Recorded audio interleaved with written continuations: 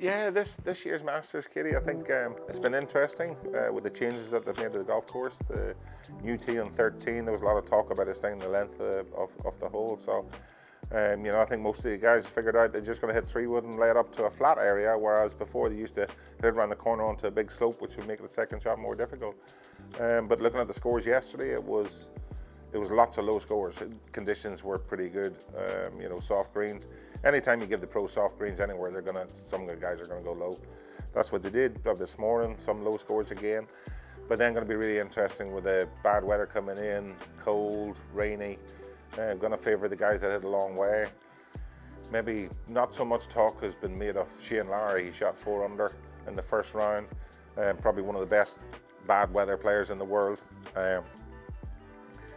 Disappointing that Rory's not quite firing on all cylinders. I'm sure a lot of you like myself, we're hoping for a great performance for Rory. It's just not quite happening for him.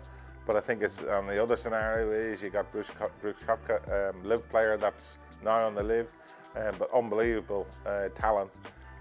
He's leading the Masters right now, so that's another storyline. But the Masters always throws up storylines, so we shall see what happens with the bad weather coming in. That's tough now for with the weather coming in to see, but Brooks Koepka, if he keeps playing the way that he's playing, he's going to be very hard to beat, because Brooks has got that mentality. You don't win 4 majors in a short space of time unless A, you're an unbelievably gifted player, and B, you've got the mental fortitude to deal with it all. So Brooks, when he's on, he's obviously one of the best players in the world. He'll be a tough guy to catch. But then you've also got the likes of Jordan Spieth up there with his short game. He can do anything. And then I've just mentioned Lowry as well, one of the best bad weather players in the world. And there's so many guys, though. It's all going to. I think people right now, the first 2 rounds, you're always jockeying for position. You jockey to give yourself a chance come Sunday. You can't win it on a Thursday, you can't win it on a Friday. You can certainly play yourself out of it. So those guys will be trying to stay somewhere close to the lead and then see what happens.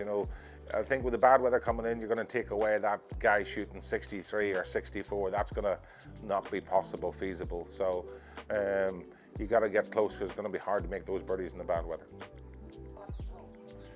The hardest hole, I think the stats will obviously tell you what it's going to be, but for me, again, when they moved the tee back on number 5, when they put it back there and made the drives very demanding, go left in those bunkers, you can't reach from those bunkers.